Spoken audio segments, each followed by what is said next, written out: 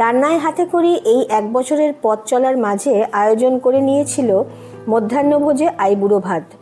নিয়ম অনুযায়ী আইবুড়ো ভাত খাওয়াতে গেলে যা যা রান্না করতে হয়, মানে প্রথমে পায়েস, চাল কুমড়ো শুক্তো, মাছের মাথা দিয়ে ডাল, আলু ভাজা, বাটা মাছ ভাজা, ডিম ভাপা, চিকেন আর আমের চাটনি।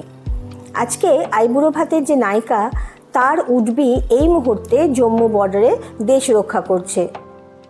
জানা যাচ্ছে না 13 তারিখের বিয়েতে সে উপস্থিত থাকতে পারবে কি না। সবসময় আমরা আশায় বুক বাঁধি, আশা রাখি সব কিছু খুব তাড়াতাড়ি শান্ত হবে ও ভারত আবার জগৎ সভায় শ্রেষ্ঠ আসন লবে।